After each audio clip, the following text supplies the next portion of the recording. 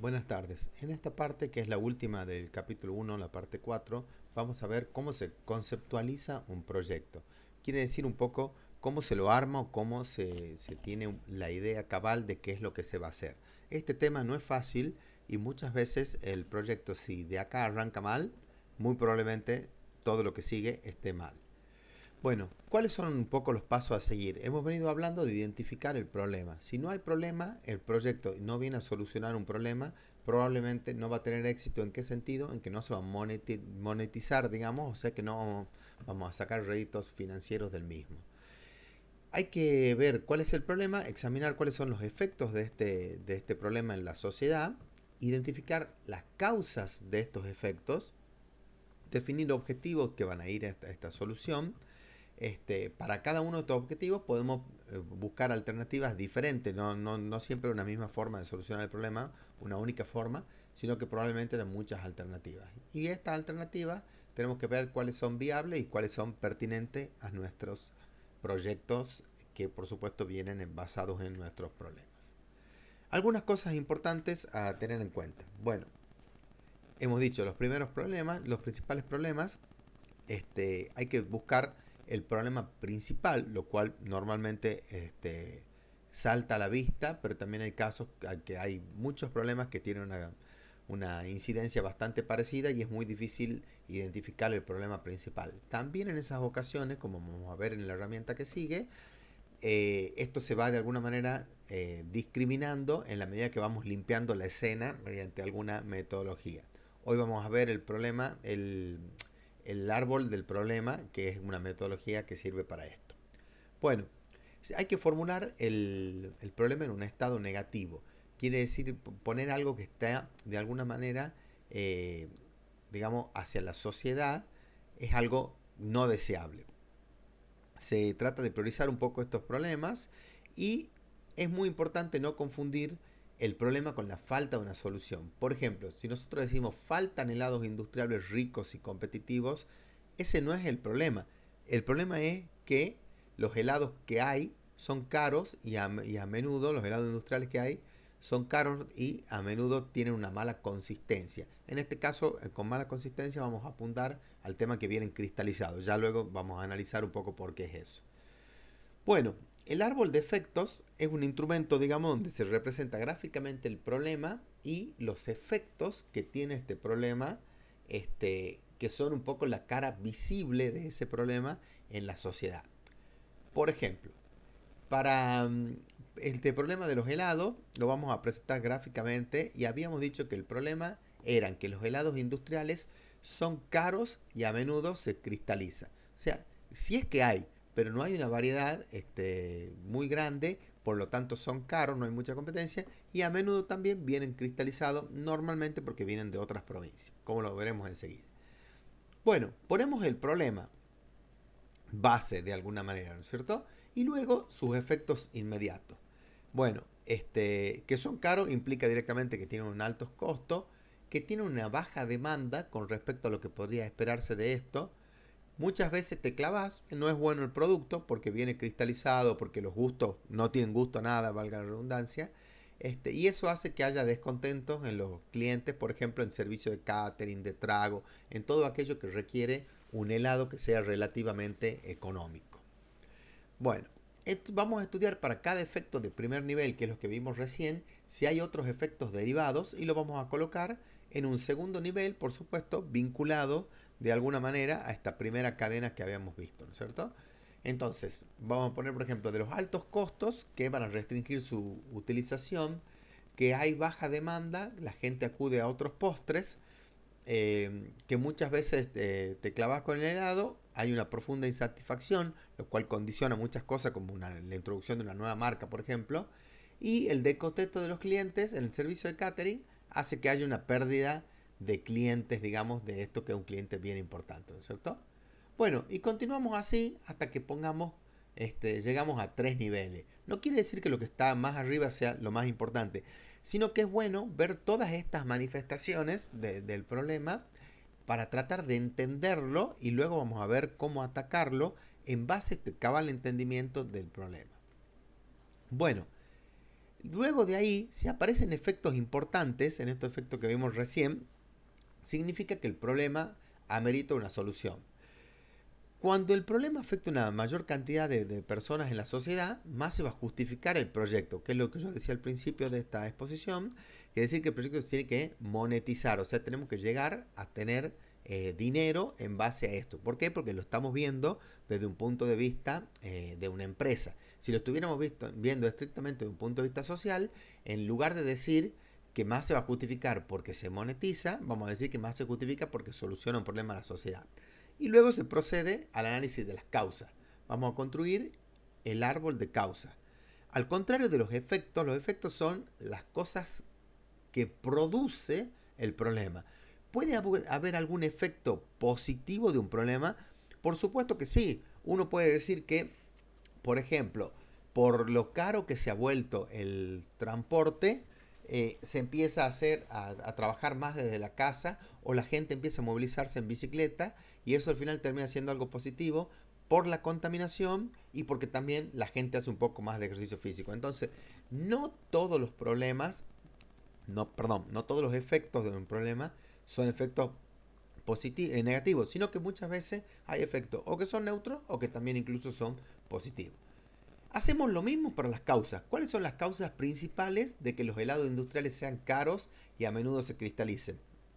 Bueno, por ejemplo, que no se produzcan en Tucumán. El helado, si ustedes se ubican, digamos, en lo que es un helado, se van a dar cuenta que tiene unas características que son muy fáciles de ver. Primero, que necesita cadena de frío, que es caro. Segundo, que es un producto que debería ser relativamente barato en cuanto a su volumen, ¿no es cierto? Por lo tanto, la logística ahí empieza a pesar. La logística pesa más en productos que son voluminosos y pesados y baratos, digamos, que es el caso de esto, ¿no es cierto? La cadena de intermediarios, porque no es alta, hemos dicho esto de la logística de frío, ¿no es cierto? Y por ahí, si hay cortes de verano en los depósitos, que es lo que pasa, o a veces se apagan las heladeras para no consumir tanto, ocasionan esto que se cristaliza, ¿no es cierto? O sea, es un efecto del corte de la cadena de frío. Hacemos lo mismo, vamos a un nivel que ha causado. Para esto yo les recomiendo que lean las herramientas, las 5W. Las 5W significa preguntarse, ¿por qué 5 veces hacia atrás? Y se dice que ahí recién se llega a la causa raíz. Bueno, entonces nos planteemos por lo menos 2 o 3 veces hacia atrás. ¿Por qué no se producen en Tucumán? Bueno, por ahí faltan planes de negocio, porque todo lo demás, tenemos una cuenca de lácteos, ¿no es cierto? Tenemos gente que sabe hacer, tenemos industria, bueno, seguramente se podría hacer. Por ahí faltan planes de negocio y también inversionistas, ¿no es cierto? Este, bueno, ¿por qué la cadena de intermediarios es larga? Porque vienen de otras provincias. ¿Por qué la logística de frío es cara? Porque son grandes distancias. No es lo mismo traerlo, supongamos, de 30 kilómetros que traerlos de 1000 kilómetros.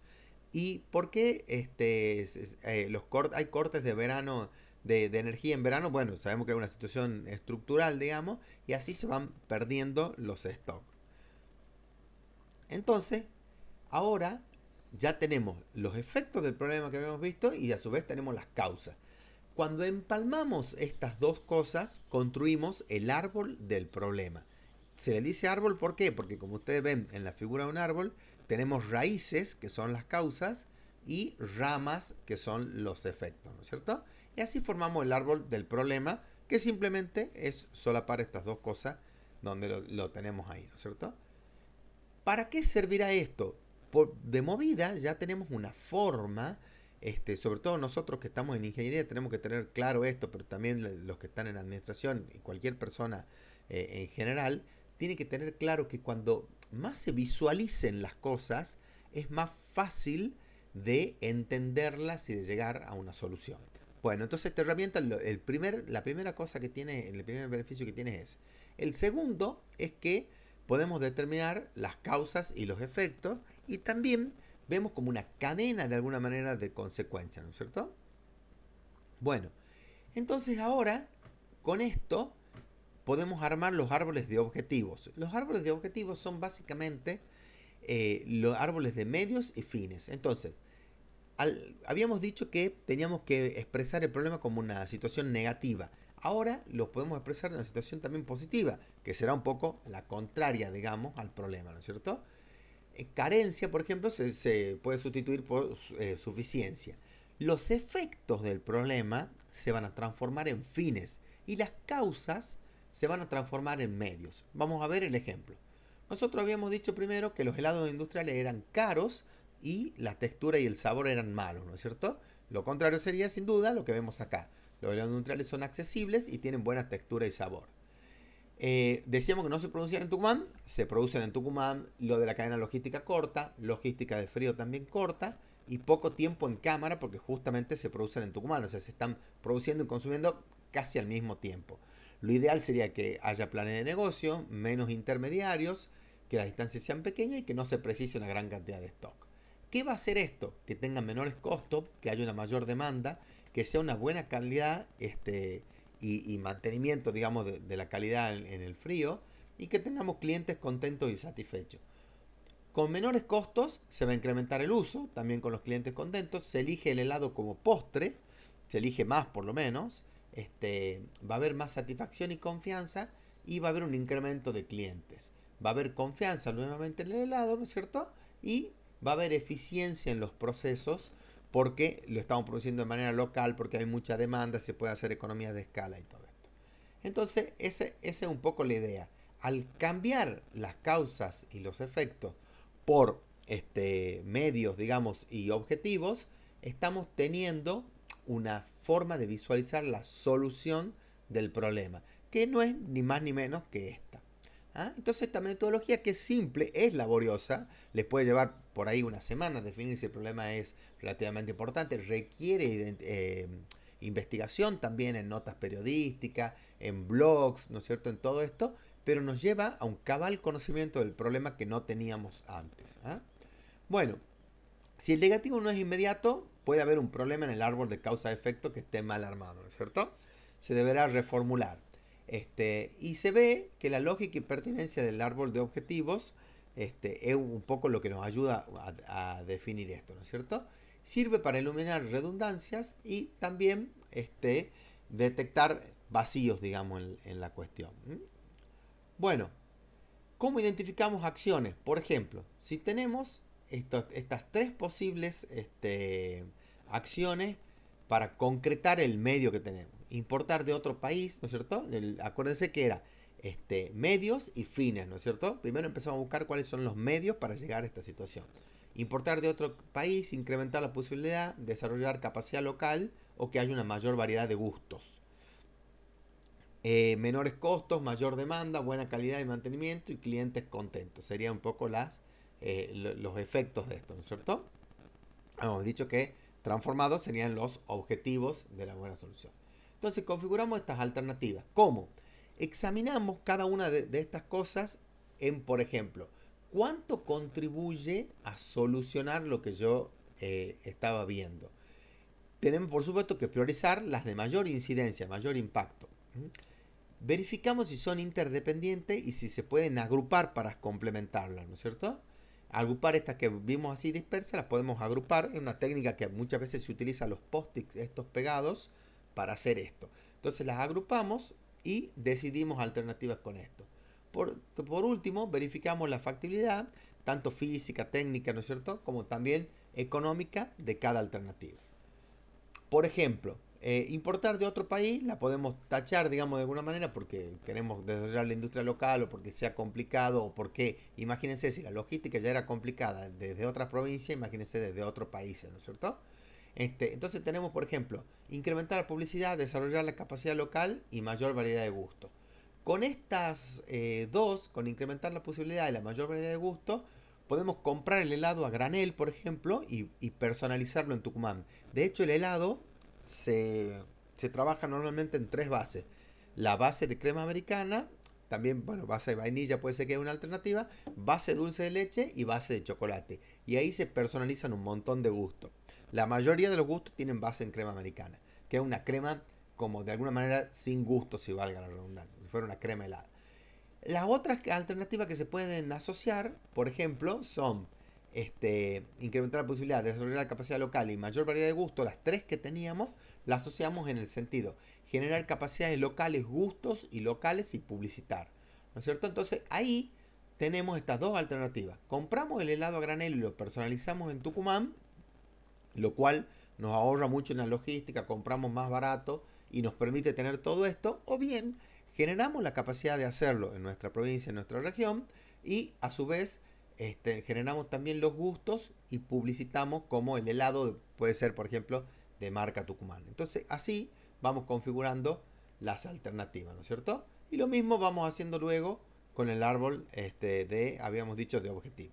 Bueno, como reflexiones finales entonces, es un proceso de análisis que es iterativo, hay que darle varias vueltas y muchas veces realimentado. Muchas veces llegamos hasta el árbol, por ahí hasta las alternativas, y nos damos cuenta que al principio teníamos otras posibilidades u otras causas que no habíamos visto en su momento. Siempre es posible incorporar nuevas alternativas o integrar aquellas que sean complementarias, ¿no es cierto? Bueno, el resultado de esta etapa va a ser un buen conocimiento del problema. Esto es lo importante. Esta formalización en la forma de árbol es súper importante. Ya van a ver cuando lo hagan. Para formalizar el problema y para detectar estas alternativas que luego vamos a ver si son factibles o no. Si aparecen algunas causas fuera, digamos, de lo que podemos hacer, se comunica a los responsables del proyecto y vemos hacia qué punto nos dirigimos. Probablemente volvamos a una etapa anterior del problema, como puede ser la prefactibilidad, y planteemos cosas distintas, ¿no es cierto? Bueno, y luego vamos a estudiar y especificar todos los aspectos, digamos, de cada una de las alternativas para decidir por cuál de ellas vamos a hacer el proyecto. Entonces, un poco hemos visto una metodología que es simple, es muy normal, digamos, del día a día. Quizás nos hemos planteado pedacitos de esta metodología en nuestra vida. La idea es juntarla sistémicamente, como vemos acá, e ir planteando cada una de las cosas. Este ejercicio nos va a ayudar muchísimo en la formulación del problema y con seguridad vamos a tener una muy buena dimensionamiento, digamos, de la situación. Muchas gracias.